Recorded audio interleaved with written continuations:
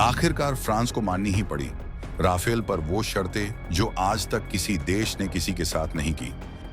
अब राफेल पर पूरा कंट्रोल आया भारत के हाथ, फ्रांस की नहीं। अब भारत की मिसाइलें राफेल में होगी असेंबल। राफेल में दहाड़ेंगी भारत की स्वदेशी मिसाइलें। मैक 4.5 की रफ्तार से चीन पाकिस्तान का बजेगा बैंड। पहली बार फ्रांस से बाहर बनेंगे राफेल। 96 जेट्स की मेड इन इंडिया से दुनिया में मची हलचल। अस्त्र और ब्रह्मोस की मारक क्षमता से लैस होंगे भारत के राफेल। F-35 जैसे स्टील्थ जेट्स को भी देंगे मात। फ्रांस के हथियारों को किनारे रखकर भारत ने दिखाई अपनी ताकत। स्वदेशी मिसाइलों से लैस होगा आसमान का बाहुबली।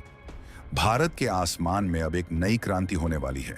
एक ऐसा तूफान आने वाला है जिसकी गूंज बीजिंग से लेकर इस्लामाबाद और वॉशिंगटन तक सुनाई देगी।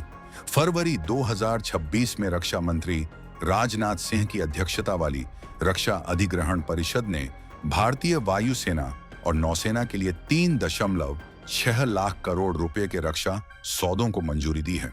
इसमें सबसे बड़ा और सबसे धमाकेदार सौदा है फ्रांस से 114 राफेल फाइटर जेट्स की खरीद। लेकिन इस डील की असली ताकत इसमें छिपी शर्तों में है। इस बार फ्रांस ने भारत की हर एक शर्त मान ली है, और वो भी बिना किसी मोल तोल के। 96 राफेल जेट्स भारत में ही बनेंगे। उनमें 50 से 60% तक स्वदेशी कल पुर्जे लगेंगे। और सबसे बड़ी बात, इन जेट्स में भारत अपनी मर्जी से अपने स्वदेशी हथियार लगा सकेगा।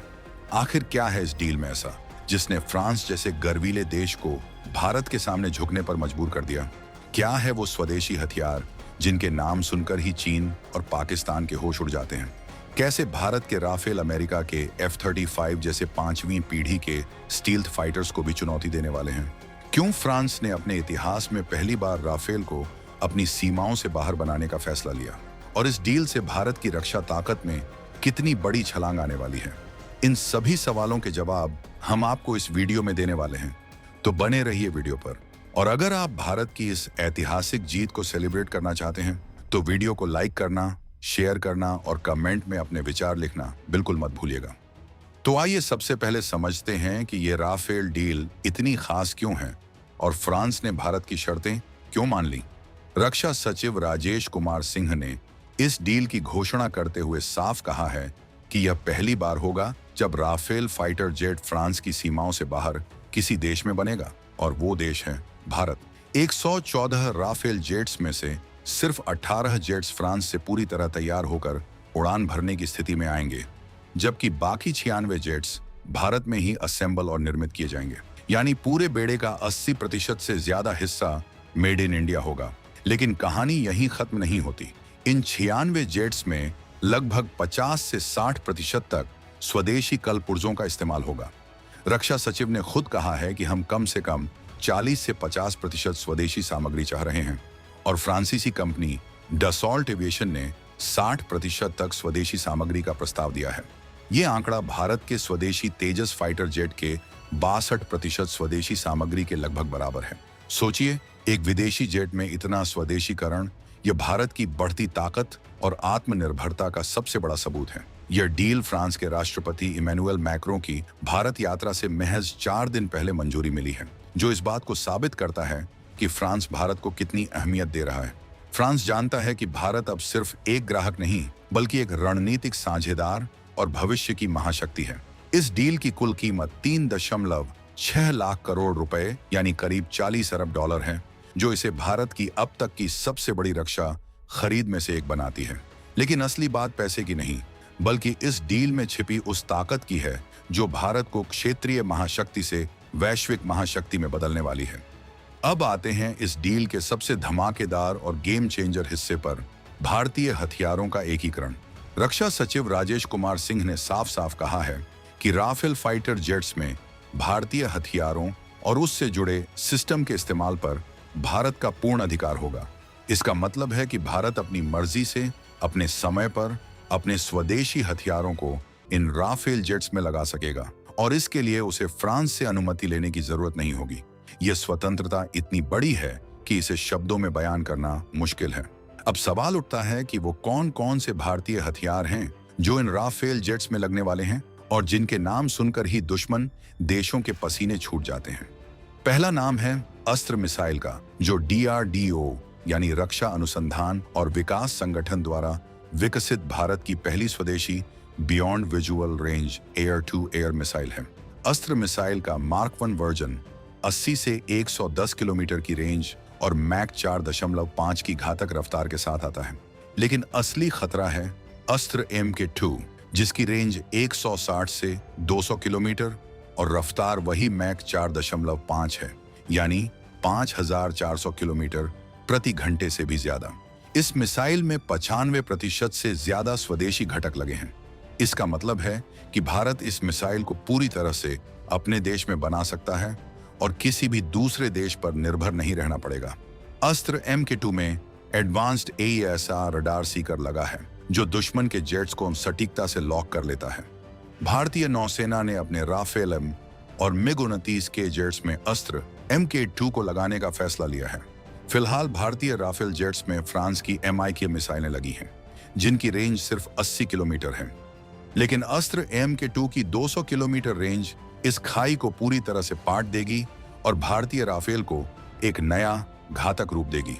दूसरा नाम है ब्रह्मोस NG यानी next generation supersonic cruise missile का, जो भारत और रूस के संयुक्त उद्यम ब्रह्मोस एरोस्पेस द्वारा विकसित की गई है। ब्रह्मोस NG का वजन 1.3 से 1.4 टन है, लंबाई 6 मीटर है और व्यास 50 सेंटीमीटर है। यह अपने पुराने वर्जन से 50% हल्की और 3 मीटर छोटी है। इसकी रेंज 290 किलोमीटर और रफ्तार मैक 3.5 यानी ध्वनि की गति से 3.5 गुना तेज है। ब्रह्मोस NG को हवा, जमीन, समुद्र और पनडुब्बी हर प्लेटफॉर्म से लॉन्च किया जा सकता है। इसमें कम रडार क्रॉस सेक्शन यानी स्टील्थ क्षमता है और एडवांस्ड AESA रडार सीकर लगा है, जो इसे बेहद सटीक बनाता है। भारतीय वायुसेना ने 400 ब्रह्मोस NG मिसाइलों को 8,000 करोड़ रुपए में खरीदने का ऑर्डर दिया है और डिलीवरी अगले 5 साल में शुरू हो जाएगी। ब्रह्मोस NG को पहले Su-30 MKI जेट्स में टेस्ट किया जाएगा, जो 3 मिसाइलें एक साथ ले जा सकते हैं। उसके बाद इसे तेजस AMK-1A और राफेल जेट्स में लगाया जाएगा। राफेल जेट्स शुरुआत में एक ब्रह्मोस NG मिसाइल ले जा सकेंगे, लेकिन भविष्य में इसे 2 मिसाइलों तक बढ़ाया जा सकता है। डसॉल्ट एविएशन ने भारत की इस मांग को स्वीकार कर लिया है और स्वदेशी मिसाइल सिस्टम को राफेल में एकीकृत करने पर सहमति जताई है। ये दोनों मिसाइलें मिलकर भारत के राफेल जेट्स को एक ऐसा घातक हथियार बना देंगी जिसके आगे न चीन के J-20 और न ही पाकिस्तान के F-16 टिक पाएंगे।